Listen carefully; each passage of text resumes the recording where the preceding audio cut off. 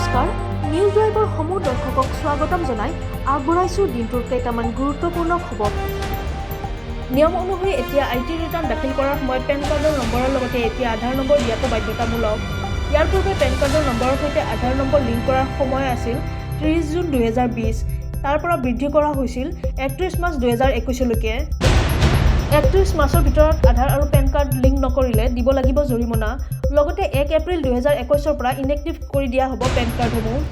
আয়কৰ বিভাগৰ ফালৰ পৰা জনোৱা হৈছে যে নিৰ্ধাৰিত সময়ৰ ভিতৰতে পেন কাৰ্ড আৰু আধাৰ লিংক নকৰিলে ইনএক্টিভ হৈ যাব পেন নম্বৰসমূহ। ইয়াৰ লগতে আয়কৰ নিয়ম ধাৰা 272 অনুসৰি 10,000 টকা জৰিমনা দিব লাগিব।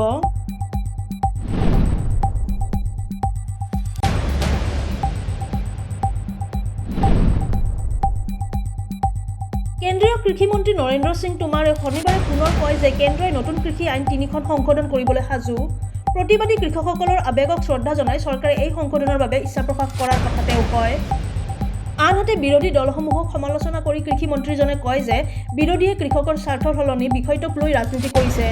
তেওঁ কয় যে গণতন্ত্ৰত বিৰোধিতাৰ স্থান আছে, কিন্তু বৰ্তমান বিৰোধীয়ে ৰাষ্ট্ৰৰ হিতৰ বিপৰীতে কাম কৰি আছে বুলি কৈ প্ৰশ্ন কৰে যে এনেধৰণৰ বিৰোধী থকাটো উচিত নে? ভাৰতীয় কৃষি গৱেষণা প্ৰতিষ্ঠানৰ বছৰেকীয়া অনুষ্ঠান এগ্ৰিভিজনৰ ৰাষ্ট্ৰীয় অভিৱৰ্তন সম্বোধন কৰি কৃষি মন্ত্ৰীজনে দাবী কৰে যে বিৰোধী দলসমূহ আৰু কৃষক সংগঠনসমূহে নতুন আইনকেইখনৰ কোনো ত্ৰুটি বাছি উলিয়াব পৰা নাই। তদুপৰি টোমাৰে কয় যে এই আইনকেইখনে কৃষি খণ্ডত বিনিয়োগ বৃদ্ধি কৰিব আৰু কৃষকসকলক উৎপাদিত শস্যসমূহ বিক্ৰী কৰিবৰ বাবে স্বাধীনতা প্ৰদান কৰিব। উল্লেখযোগ্য যে দিল্লীত হোৱা কৃষক আন্দোলনটোৱে শনিবাৰে 100 দিন পাৰ কৰিলে। বৰ্তমানলৈকে চৰকাৰ আৰু প্ৰতিবাদী কৃষক কোনোৱে নিজৰ স্থিতি ত্যাগ কৰা নাই।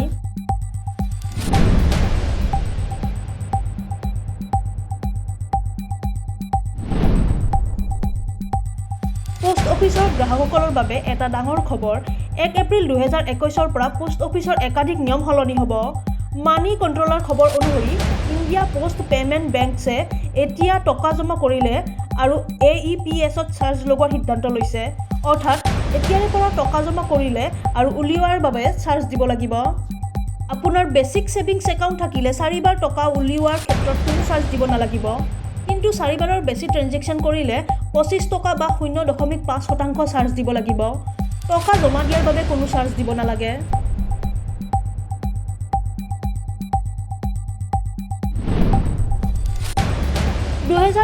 বিধানসভাৰ নিৰ্বাচনৰ দিন ঘোষণা কৰাৰ লগে লগে ৰাজ্যৰ প্ৰতিটো ৰাজনৈতিক মিত্ৰজোঁটৰ দলসমূহৰ মাজত আসনকেন্দ্ৰিক সংঘাতে দেখা দিছে।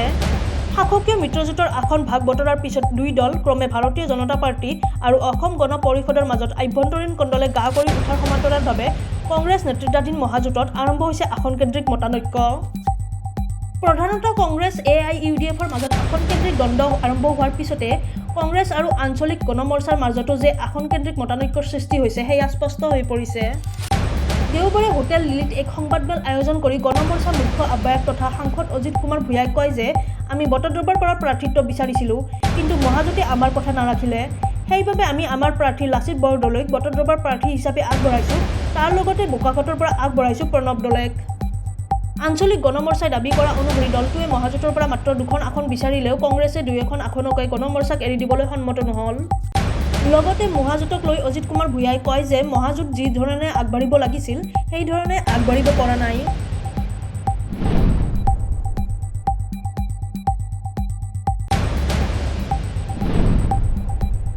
দুবছৰৰ মূৰত পুনৰ ঘৰুৱা মাটিত অনুষ্ঠিত হ'ব IPL। 9 এপ্ৰিলৰ পৰা চেন্নাইত আৰম্ভ হ'ব লগা টুৰ্ণামেণ্টখনৰ প্ৰথম মেচখন অনুষ্ঠিত হ'ব যোৱাবাৰৰ বিজয়ী মুম্বাই ইণ্ডিয়ানছ আৰু ৰয়েল চেলেঞ্জাৰ্ছ বাংগালোৰৰ মাজত। টীম ইণ্ডিয়াৰ প্ৰাক্তন ফাষ্ট বলাৰ RP সিঙে BCCIৰ এই সিদ্ধান্তটোক আদৰণি জনাইছে। IPL পুনৰ ঘৰলৈ উভতি অহাত ভাল লাগিছে বুলি এক টুইটযোগে প্ৰাক্তন ক্ৰিকেটাৰজনে প্ৰকাশ কৰিছে।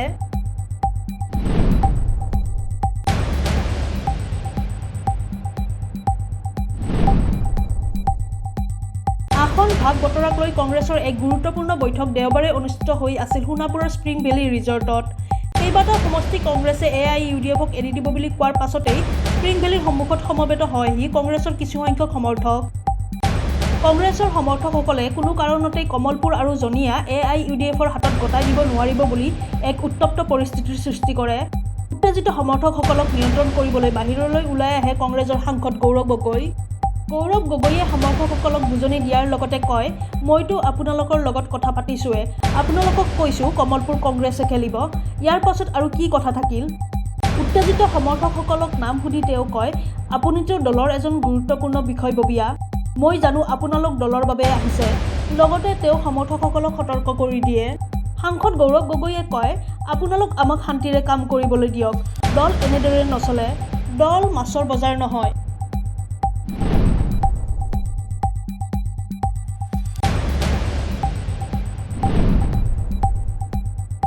৯৪ নং সৰুপথাৰ বিধানসভা সমষ্টিত আৰু ৯৬ নং খুমটাই বিধানসভা সমষ্টিত ভাৰতীয় জাতীয় কংগ্ৰেছে প্ৰাৰ্থিত্ব প্ৰদান কৰা ৰজলিনা তিৰ্কী আৰু বিস্মিতা গগৈয়ে তেওঁলোকৰ প্ৰতিক্ৰিয়া প্ৰকাশ কৰিছে। সৰুপথাৰ সমষ্টিত পুনৰ ৰজলিনা তিৰ্কীক প্ৰাৰ্থিত্ব প্ৰদান কৰাৰ বাবে ভাৰতীয় জাতীয় কংগ্ৰেছক ধন্যবাদ জ্ঞাপন কৰে বিধায়িকা ৰজলিনা তিৰ্কীয়ে। ৰজলিনা তিৰ্কীয়ে সৰুপথাৰ সমষ্টিত পুনৰ নিৰ্বাচিত হ'ব বুলি উল্লেখ কৰি লগতে অসমত মহাজোঁটে চৰকাৰ গঠন কৰিব বুলিও মন্তব্য কৰে বিধায়িকা ৰজলিনা তিৰ্কীয়ে। আনহাতে খুমটাই সমষ্টিৰ পৰা প্ৰাক্তন বিধায়িকা বিস্মিতা গগৈ জয়ী হ'ব বুলি ১০০% নিশ্চিত। আগন্তুক নিৰ্বাচনত খুমটাই সমষ্টিৰ পৰা নিৰ্বাচিত হ'লে খুমটাই সমষ্টিত শান্তি প্ৰতিষ্ঠা কৰিবলৈ চেষ্টা কৰিব বুলি জানিবলৈ দিয়ে বিস্মিতা গগৈয়ে।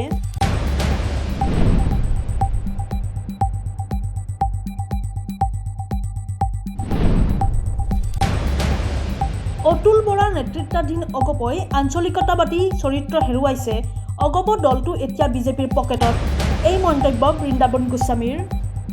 অসম গণ পৰিষদৰ প্ৰতিষ্ঠাপক সভাপতি প্ৰফুল্ল কুমাৰ মহন্তৰ পিছত এইবাৰ অসম গণ পৰিষদত উপেক্ষিত হ'ল দলটোৰ প্ৰাক্তন সভাপতি বৃন্দাবন গোস্বামী।